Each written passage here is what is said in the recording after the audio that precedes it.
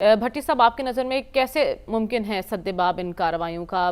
وزیر دفاع نے بات کی، انہوں نے کہا سب سے زیادہ دہشت گردی خیبر پختونخوا میں ہو رہی ہے اور وہ صوبہ سب سے زیادہ متاثر ہو رہا ہے۔ ہماری حکمت عملی کیا ہونی چاہیے اب؟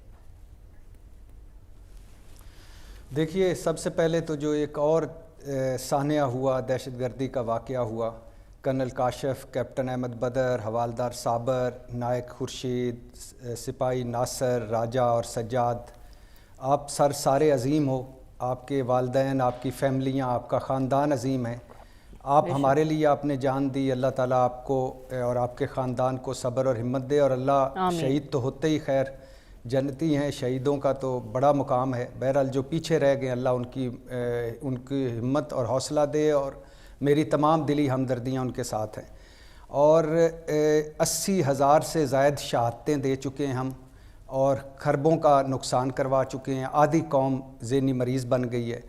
فوج، پولیس، رینجر، سولین ادارے، عام شہری، سب کو سلام جنہوں نے شہادتیں دی ہیں اور جنہوں نے اس وطن کی مٹی کے لیے خون بہا ہے اور ہمارے لیے قربانی دی ہے۔ اور اس وقت بھی جب ہم بات کر رہے ہیں تو کہیں نہ کہیں کوئی کرنل کاشف، کوئی کیپٹن احمد بدر، کوئی حوالدار صابر، کوئی نائک خورشید، یہ اس وقت بھی جان ہتھیلی پر لے کر کھڑے ہوں گے، اور ہماری یہ جو لا یعنی بے معنی اور بے مقصد قسم کی لڑائیوں میں ہم ہماری پوری قوم گم ہے، ان سے بالا تر ہو کر وہ سرحدوں کی حفاظت کر رہے ہوں گے۔ کچھ چیزیں ہیں جو اب ہمیں مان جانی چاہیے، کچھ چیزیں ہیں جن کو پر اب ہمیں عمل کرنا چاہیے۔ دہشت گردی کی یہ نئی لہر ہے، 800 واقعات ہو چکے ہیں پچھلے 2-2.5 سالوں میں، 200% اضافہ ہوا ہے ان میں۔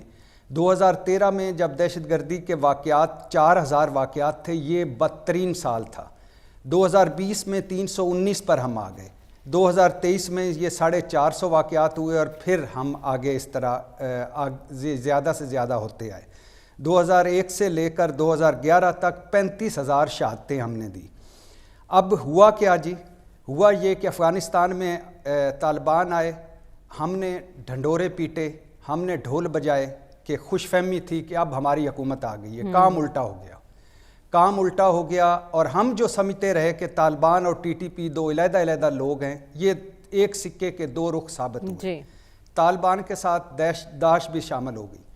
ہمیں مان لینا چاہیے کہ افغانستان کی سرحد ہمارے خلاف استعمال ہوتی ہے، ہمیں مان لینا چاہیے کہ ایران کی زمین بھی ہمارے خلاف استعمال ہوتی ہے۔ دہشت گرد افغانستان سے بھی آتے ہیں، دہشت گرد ایران سے بھی آتے ہیں۔ ہم سے ماضی میں غلطیاں ہوئیں، ہم سے غلطیاں ہوئیں، ہم نے دوسروں کی جنگیں لڑیں، ہم نے ڈالروں کی خاطر سہولت کاری کی، ہم نے جن ٹی ٹی پی والوں کو پرامن سمجھ کر واپس لا کر بسایا، وہ انہوں نے دوبارہ ہتھیار اٹھا لیے۔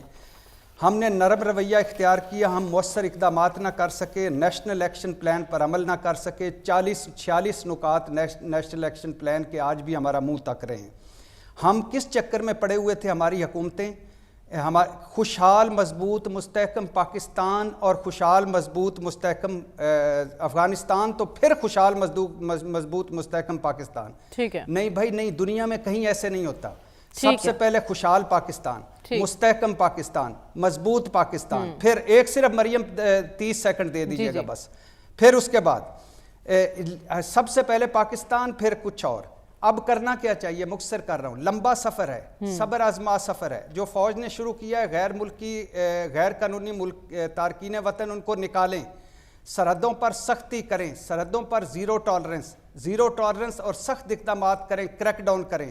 اور آخری بات، پاکستان کا دشمن اس وقت اندر سے اور باہر سے پاکستان پر حملہ آور ہے۔ ٹھیک ہے، اور یہ سب کو پتہ ہے کہ ہم دشمنوں کو معلوم ہے کہ معاشی طور پر ہم بھکاری ہو چکے ہیں، سیاسی طور پر ہم دشمن ہو گئے ہیں ایک دوسرے کے، نفرت اور تقسیم ہو گئی۔ اب رہ کیا گیا ہے؟ فوج رہ گئی ہے، آخری رکاوٹ دشمنوں کی نظر میں۔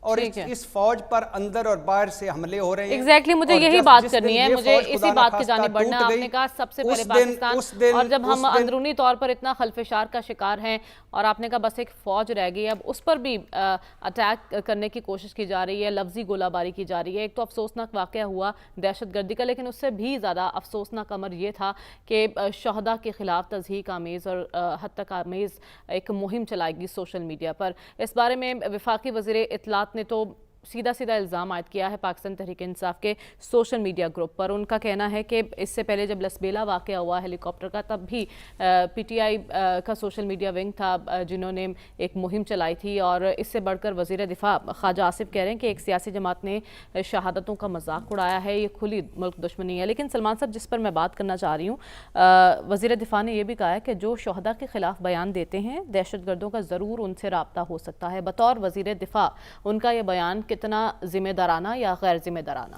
دیکھیں مریم, وہ ہمارے دوست ہیں شعیب بن عزیز, ان کا ایک شعر ہے کہ کوئی روکے کہیں دستے اجل کو, ہمارے لوگ مرتے جا رہے ہیں. یہ جو لوگ قربانیوں کی تاریخ رقم کر رہے ہیں, یہ کسی کے باپ ہیں, کسی کے بیٹے ہیں, کسی کے گھر والے ہیں. تو بات یہ کہ ان قربانیوں کی سے سبق لینے کی ضرورت ہے. بات یہ کہ جو آپ نے کہا کہ خواجہ آصف صاحب نے کہا ہے, خواجہ آصف صاحب پاکستان کے ڈیفنس منسٹر ہیں, اور میرا خیال ہے کہ جس طرح ہم یہ کہتے ہیں نا کہ معیشت پہ سیاست نہیں ہونی چاہیے, تو یہ شہداء کی قربانیوں پر بھی سیاست نہیں ہونی چاہیے.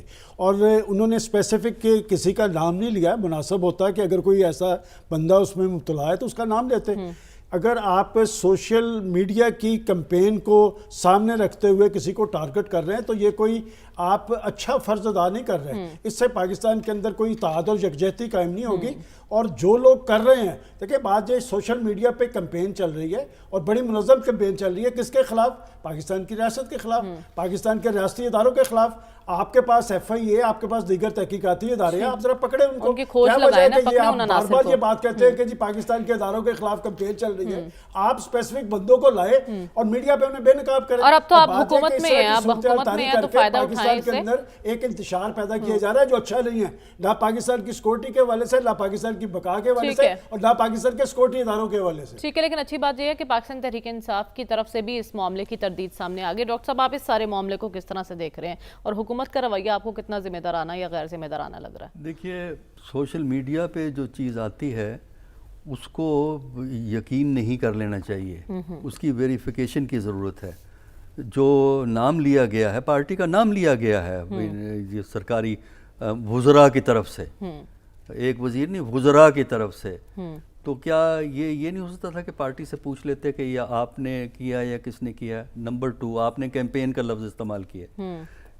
کتنے اس پہ سوشل میڈیا پہ یہ جو واقعہ ہوا ہے اس کے بارے میں کتنے ٹویٹس یا کتنے وہ میسیجز ہیں؟